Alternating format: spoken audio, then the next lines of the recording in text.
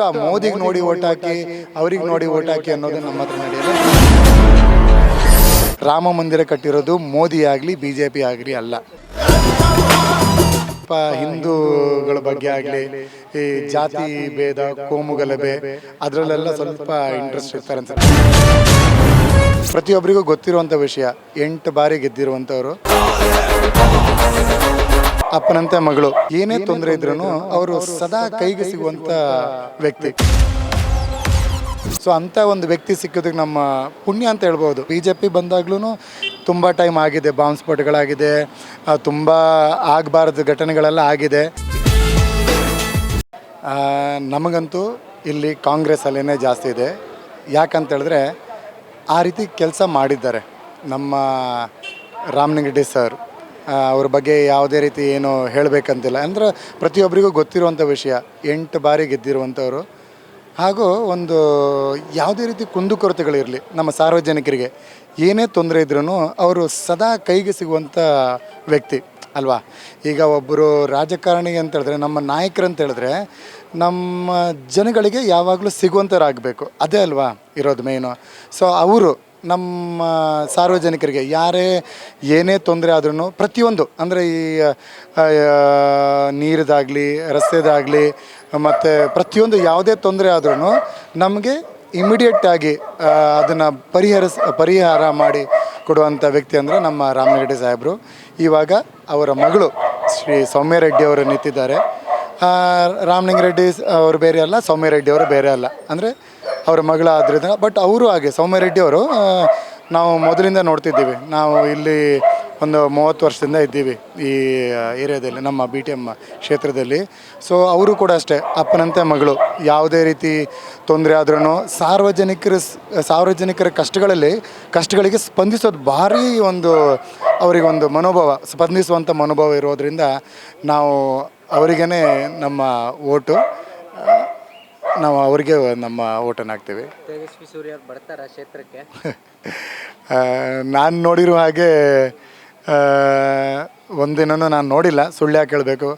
ನನಗನ್ಸುತ್ತೆ ಅವರು ಸ್ವಲ್ಪ ಹಿಂದೂಗಳ ಬಗ್ಗೆ ಆಗಲಿ ಈ ಜಾತಿ ಭೇದ ಕೋಮು ಗಲಭೆ ಅದರಲ್ಲೆಲ್ಲ ಸ್ವಲ್ಪ ಇಂಟ್ರೆಸ್ಟ್ ಇರ್ತಾರೆ ಅನಿಸುತ್ತೆ. ಬಟ್ ನಮಗಂತೂ ನಾವು ಯಾವತ್ತೂ ಅವ್ರಿಗೂ ನೋಡಿಲ್ಲ, ನಮ್ಮ ಕಷ್ಟಗಳಿಗೆ ಅವ್ರು ಸ್ಪಂದಿಸಿಲ್ಲ.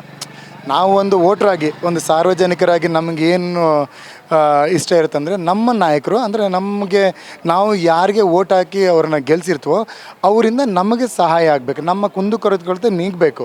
ಅದನ್ನು ನಮ್ಮ ರಾಮಲಿಂಗಾರೆಡ್ಡಿ ಸಾಹೇಬರು ಮಾಡ್ತಾನೆ ಬಂದಿದ್ದಾರೆ, ಇನ್ನು ಮಾಡ್ತಾರೆ.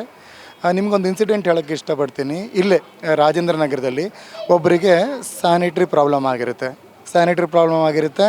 ಅದು ಸಂಡೇ ನನಗನ್ಸಿದ ಮಟ್ಟಿಗೆ BWSSB ವರ್ಕ್ ಮಾಡಲ್ಲ, ಅವ್ರಿಗೊಂದು ದಿನ ರಜೆ ಬೇಕಲ್ಲ. ಒಬ್ಬರು ಮಹಿಳೆ ಫೋನ್ ಮಾಡಿ ಹೇಳ್ತಾರೆ, ಈ ಥರ ನಮಗೆ ತೊಂದರೆ ಆಗಿದೆ ಸರ್, ಸ್ಯಾನಿಟ್ರಿ ನೀರು ಸ್ವಲ್ಪ ಮೇಲ್ಗಡೆ ಹೋಗ್ತಾ ಇದೆ ಅಂತ. ಸಂಡೇ ಆದ್ರೂ ಆ ವ್ಯಕ್ತಿ ಬೇರೆ ಸ್ಯಾನಿಟ್ರಿ ಜಲಮಂಡಳಿ ಇನ್ನೊಂದು ಕಡೆಗೆ ಫೋನ್ ಮಾಡಿ ಅಲ್ಲಿಂದ ಅದ್ರ ವ್ಯಾನ್ ಲಾರಿ ತರಿಸ್ಬಿಟ್ಟು ಆ ಕೆಲಸನ ಪೂರ್ಣ ಮಾಡಿದ್ದಾರೆ. ನನಗೆ ಆ ಮಹಿಳೆ ಬಂದು ಹೇಳಿದ್ರು, ಸಂಡೇನೂ ನನಗೆ ಈ ಥರ, ನಾನು ಒಂದೇ ಒಂದು ಕರೆ ಮಾಡಿದೆ, ಯಾರಂತಲೇ ಗೊತ್ತಿಲ್ಲ, ಅವರೊಂದು ವೋಟ್ರು ಅಷ್ಟೇ, ನಮ್ಮ ಕ್ಷೇತ್ರದ ಒಂದು ವೋಟ್ರು.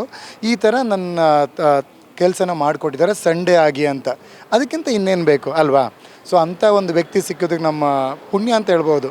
ಸೊ ನಿಜವಾಗ್ಲೂ ನಮ್ಮ ಈ ಸಂಪೂರ್ಣವಾದ ಬೆಂಬಲ ರಾಮಲಿಂಗಾರೆಡ್ಡಿ ಅವರು ಹಾಗೂ ಸೌಮ್ಯರೆಡ್ಡಿ ಅವ್ರಿಗೆ ಇರುತ್ತೆ ಅಂತ ನಿಜವಾಗ್ಲೂ ನಾನು ಹೇಳ್ತೀನಿ. ಅದ್ರ ಬಗ್ಗೆ ನಾನು ತುಂಬ ಜನರ ಹತ್ರ ಮಾತಾಡ್ತೀನಿ. ಸ್ವಲ್ಪ ಅವ್ರು ಹೇಳ್ತಾರೆ, ನಮಗೆ ತುಂಬ ಕಷ್ಟ ಇರುತ್ತೆ ಮನೆ ಬಾಡಿಗೆ ಕಟ್ಟೋಕ್ಕೆ, ಮಕ್ಕಳು ಸ್ಕೂಲ್ ಫೀಸು ಕಟ್ಟೋಕ್ಕೆ, ಆಮೇಲೆ ರೇಷನ್ಗಳಿಗಾಗಲಿ. ಅಂಥ ಟೈಮಲ್ಲಿ ಆ 2,000 ಗೃಹಲಕ್ಷ್ಮಿ ಆ 2,000 ಇರುತ್ತಲ್ಲ, ಆ ಅಕೌಂಟಿಗೆ ಬಂದ ತಕ್ಷಣ ಅವರಲ್ಲಿ ಒಂಥರ ಅವ್ರ ಖುಷಿಯೇ ಬೇರೆ ಥರ ಇರುತ್ತೆ.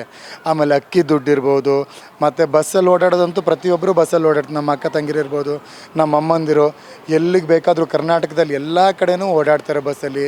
ತುಂಬ ಖುಷಿ ಆಗುತ್ತೆ ನಿಜವಾಗ್ಲೂ. ಈ ರೀತಿ ಯೋಜನೆ ಮಾಡಿರೋದು ಅದು ನಮ್ಮ ರಾಮಲಿಂಗಾರೆಡ್ಡಿ ಸಾಹೇಬ್ ಸರು, ನಮ್ಮ ಸಾರಿಗೆ ಸಚಿವರಾಗಿರೋದ್ರಿಂದ ಅದನ್ನು ಇನ್ನಷ್ಟು ಉತ್ತಮಗೊಳಿಸಿದ್ದಾರೆ.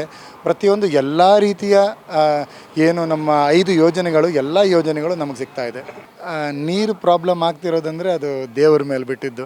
ಮಳೆ ಕರೆಕ್ಟಾಗಿ ಬಂದರೆ ನೀರು ಕರೆಕ್ಟಾಗಿರುತ್ತೆ. ಸೊ ಅದಕ್ಕೆ ಕಾಂಗ್ರೆಸ್ಗೆ ಹೋಲಿಕೆ ನನಗೆ ಅಷ್ಟೊಂದು ಗೊತ್ತಿಲ್ಲ.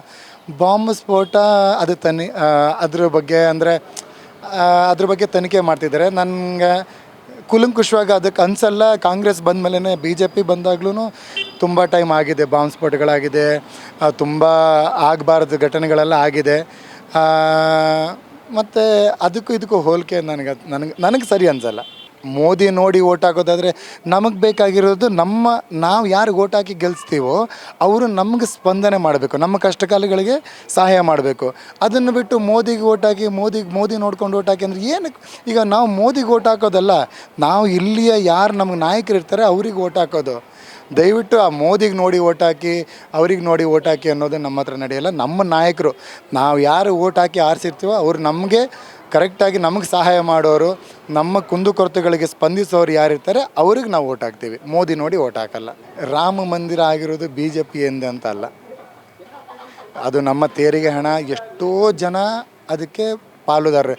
ನೀವು ಕೊಟ್ಟಿರ್ಬೋದು, ನಾನು ಕೊಟ್ಟಿರ್ತೀನಿ, ಬೇರೆಲ್ಲರೂ ಕೊಟ್ಟಿರ್ತಾರೆ. ದಾನಗಳನ್ನು ಮಾಡಿ ಅದನ್ನು ಮಾಡಿರೋಂಥದ್ದು. ನಾವೊಬ್ಬ ಹಿಂದೂ, ನಾವು ರಾಮ ಮಂದಿರಕ್ಕೆ ನಮ್ಮ ತುಂಬ ಗೌರವ ಇದೆ. ಹಾಗಂತ ಅದು ಮೋದಿ ಮಾಡಿದ್ದಾಗಲಿ BJP ಅವರು ಮಾಡಿದ್ದಾಗಲಿ ಅಂತ ದಯವಿಟ್ಟು ಯಾವುದೇ ಕಾರಣಕ್ಕೆ ಹೇಳಬೇಡಿ.